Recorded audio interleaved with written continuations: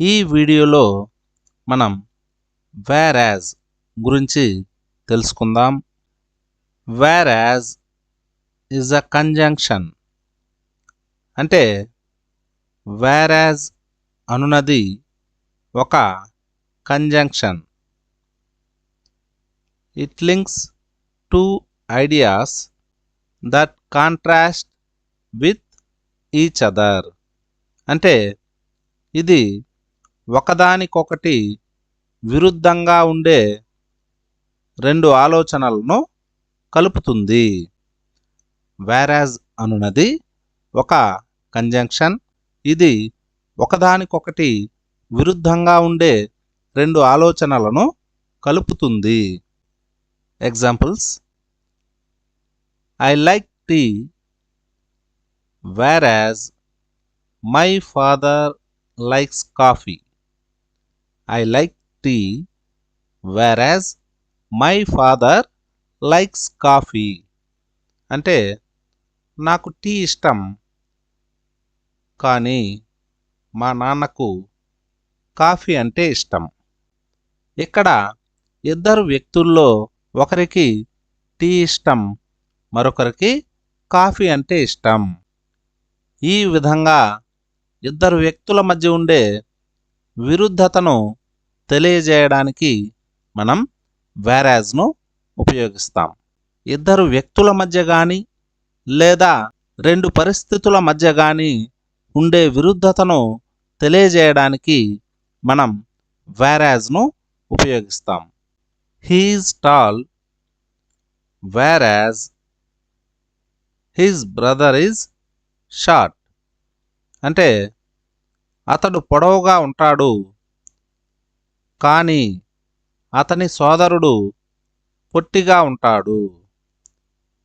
He is tall అంటే అతడు పొడవుగా ఉంటాడు. హిజ్ బ్రదర్ ఈజ్ షార్ట్ అంటే అతని సోదరుడు పొట్టిగా ఉంటాడు.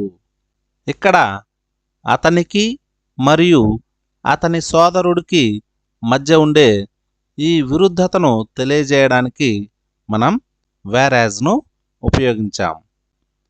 Ravi speaks Telugu whereas Rahul speaks Hindi. Ravi speaks Telugu అంటే రవి తెలుగు మాట్లాడుతాడు. రాహుల్ స్పీక్స్ హిందీ అంటే రాహుల్ హిందీ మాట్లాడుతాడు.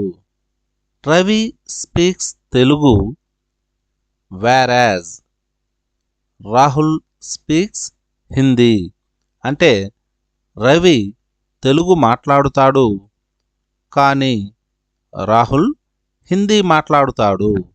అంటే ఇక్కడ రవికి రాహుల్కి అంటే ఇద్దరు వ్యక్తుల మధ్య ఉండే ఈ విరుద్ధతను తెలియజేయడానికి మనం వేరాజ్ను ఉపయోగించాం. I like cricket whereas my friend likes volleyball. I like cricket అంటే నాకు క్రికెట్ ఇష్టం. My friend likes volleyball అంటే నా స్నేహితుడికి వాలీబాల్ అంటే ఇష్టం. I like cricket whereas my friend likes volleyball అంటే నాకు క్రికెట్ ఇష్టం కానీ నా స్నేహితుడికి వాలీబాల్ అంటే ఇష్టం. Ramesh spends money carelessly whereas Suresh saves every penny. Ramesh spends money carelessly అంటే రమేష్ డబ్బును నిర్లక్ష్యంగా ఖర్చు చేస్తాడు. సురేష్ సేవ్స్ ఎవ్రీ పెన్నీ అంటే సురేష్ ప్రతి పైసా ఆదా చేస్తాడు. Ramesh spends money carelessly whereas Suresh saves every penny అంటే రమేష్ డబ్బును నిర్లక్ష్యంగా ఖర్చు చేస్తాడు కానీ సురేష్ ప్రతి పైసా ఆదా చేస్తాడు. ఇప్పుడు మీకు ప్రాక్టీస్ కోసం ఒక క్వశ్చన్. నాకు చదవడం ఇష్టం, కానీ అతనికి వ్రాయడం ఇష్టం. నాకు చదవడం ఇష్టం, కానీ అతనికి వ్రాయడం ఇష్టం. దీన్ని ఇంగ్లీష్లో ఎలా చెప్పాలో కామెంట్ సెక్షన్లో కామెంట్ చేయండి.